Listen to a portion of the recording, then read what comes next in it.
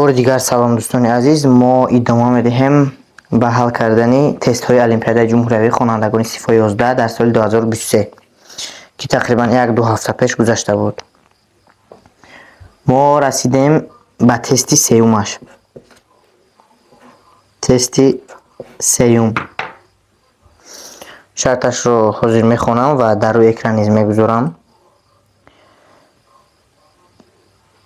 نقطه در بین موقع های C و D لپش های گرمانیکی میکند. من الان رسمش رو تصویر می نمایم. فرض کردیم که این تیر X و نقطه در بین موقع های C و D لپش های گرمانیکی میکند. بر رسم نگرید.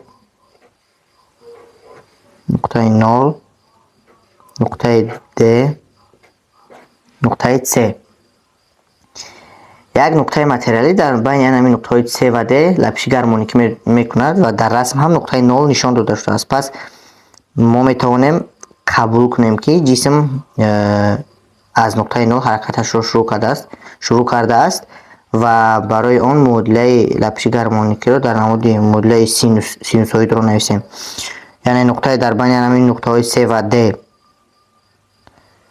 لپش گرمانیکی میکند. نقطه راهی از A تا D، از A تا D رو در 3 ثانیه طی میکند. برای طی کردن نیم اول این رو، همین راه A تا D رو برای طی کردن نیم اولش، یعنی تو این نقطه فرض کردیم که A، تو طی کردن این نقطه A چقدر وقت صرف میکند؟ با ما داده شده است T1 برابر 3 ثانیه، یعنی وقتی که از A تا D T1 این چونین T1 این همون TOD هست، OD می باشد و ما باید TOA رو پیدا کنیم. اکنون اول ما معادله همون لپش گرمانیکی رو می نویسیم و فرض میکنیم که هنگامی T برابر 0، ما همین قبول میکنیم که هنگامی T برابر 0 x برابر 0 است. برای این معادله سینوس می شود، یعنی x از t این می شود که a سینوس اومگا t. ما فاز ابتدایی رو هم 0 میگیریم، یعنی معادله لپش گرمانیکی رو میتونیم در شکل ساده همین خیلی x از t برابر a سینوس اومگا t نویسیم. و برای سنجیدن که آیا همین شرطی ما اجرا می شود هنگامی t برابر 0 x برابر 0 می شود، ما می توانیم سنجیم. در جای t که 0 گذاشتیم سینوس 0 می شود، پس x ما 0 می شود. و برای چی به ما شرط اول را داده است؟ برای چی به ما وقتی از A تا D داده است؟ برای اون که ما از اونجا یک معلومات را به خود گیریم. یعنی همین t1 برابر 3 ثانیه این چی معنا دارد؟ باید در اینجا ما تطبیق کنیم که t1 برابر 3 ثانیه این کدام حصه دور می باشد، کدام حصه t کلان می باشد. پس ما می دانیم که هنگامی اگر جسم از نقطه 0 حرکتش را شروع کرده باشد، هنگامی در نقطه D رسیدن، یعنی هنگامی t برابر 3 ثانیه x آن در نقطه D به امپلیتودش برابر می شود. و اینجا x آن به امپلیتود برابر می شود. این نقطه A که من در اینجا تصویر کردم این امپلیتود نیست، این فقط نقطه A هست و این امپلیتود باشد و این مسافت از A تا D که از A تا C می باشد. یعنی هنگامی به موقع کناری رسیدن کوردینات اون به امپلیتودش برابر می شود.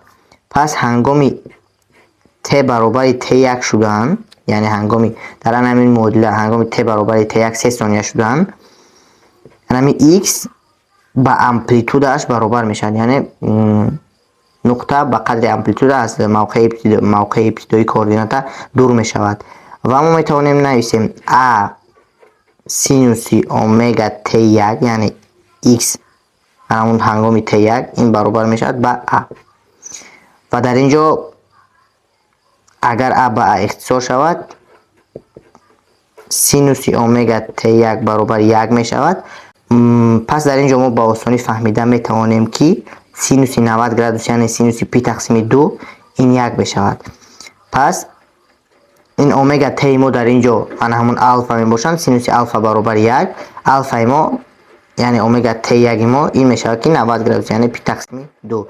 و در جای اومگا ما می توانیم فرمول خود اومگا رو گذاریم. اومگا فرمولش 2 پی تقسیم دور گردش می باشد. باز ضرب T1 برابر P تقسیم 2. در اینجا حاصل میکنیم که T1 برابر بوده است، بعد P با P اختصار میشوند، T آن طرف 2 T تقسیم 4.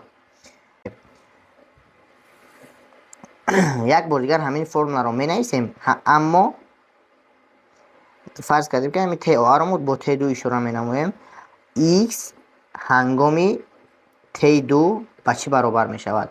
خودی مسئله گفته است که نصفی همین راه، یعنی نصفی AD، یعنی X هنگامی T2 این برابر می شود با نصفی امپلیتود، یعنی در هنگامی T برابر T2 شدن X ما یعنی کوردینات جسم با نصف امپلیتود برابر می شود. پس ما باز همون فرمول رو می نویسیم A سینوس اومگا T برابر است با اومگا T2 برابر است با نصف امپلیتود.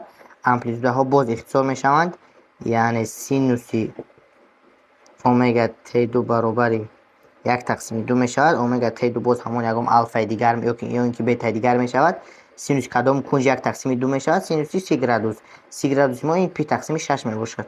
پس اومگا T2 ما این P تقسیم 6. در جای اومگا فرمول خودش رو میگذاریم 2 P تقسیم T کلان ضرب T2 برابر P تقسیم 6 و در آخر در اینجا T2 رو میابیم. T2 برابر است با T2 برابر می شود با T تقسیم 12.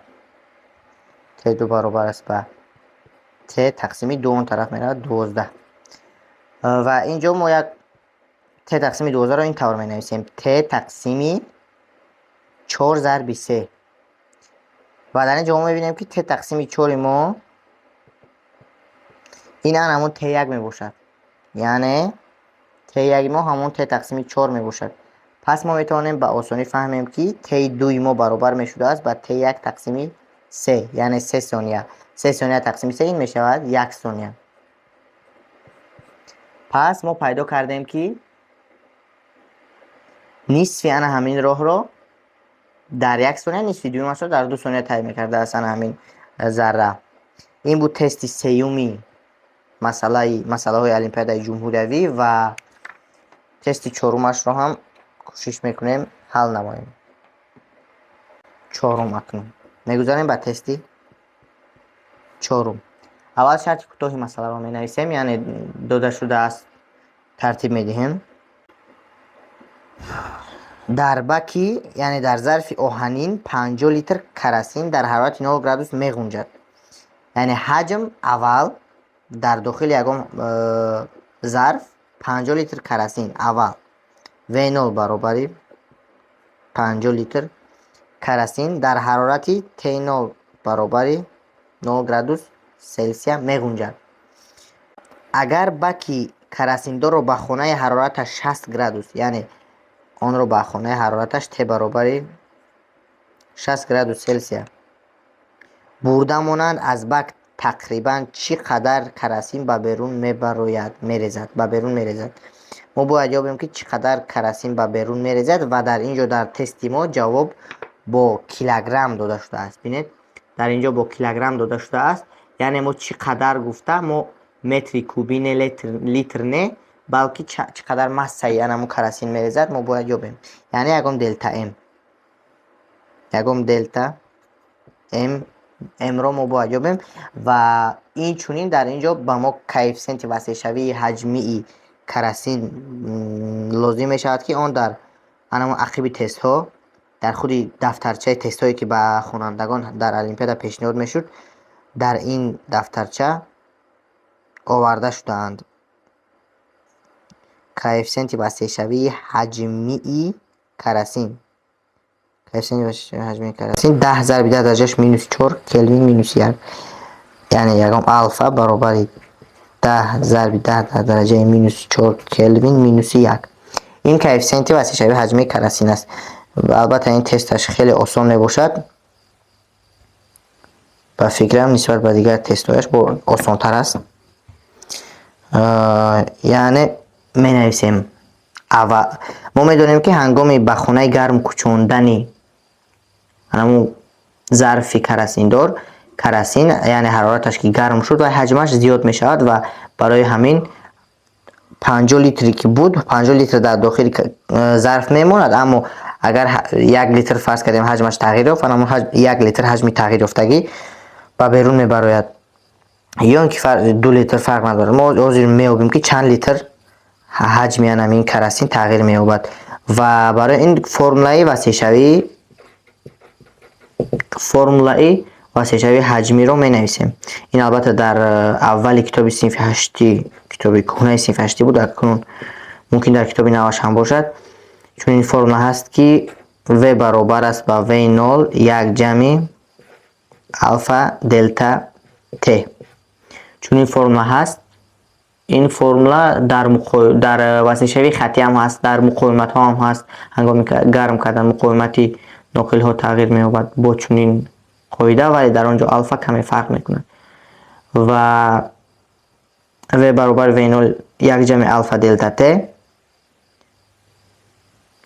мо метавонем аз ин ҷо дельта v ро ёбем, ё ин ки умуман v ро метавонем ёбем фақат бо гузоштани ададҳо. дельта t дар ин ҷо 60 градус мебошад, чунки вақте ки мо зарфи карасиндорро аз ҳарорати 0 градус то хонаи ҳарорати 60 градус мегузаронем, тағйирёбии ҳарорат 60 градус мешавад, аз 0 то 60.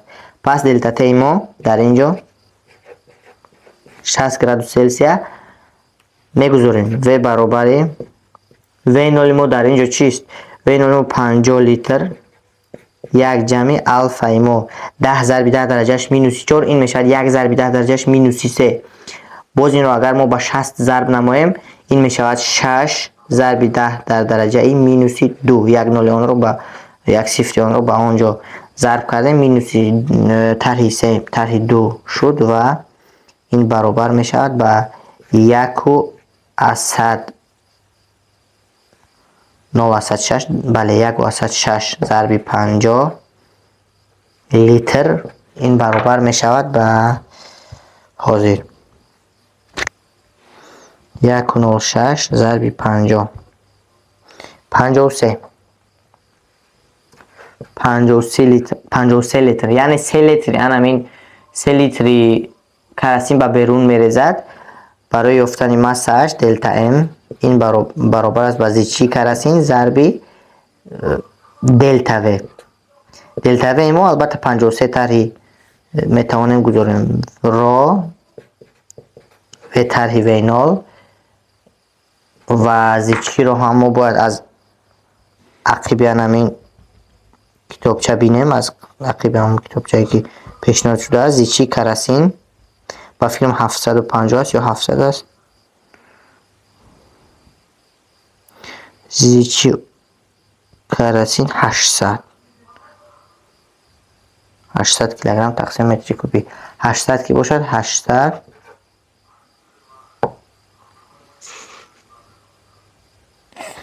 зарби 800 зарби ветарвен 3 зарби дар дараҷаи минуси 3 барои ин ки литро мо ба метри куби гардондем ва 8 кар 3 24 тақрибан 12 килограмм ҳамин карасин ба берун мерезад.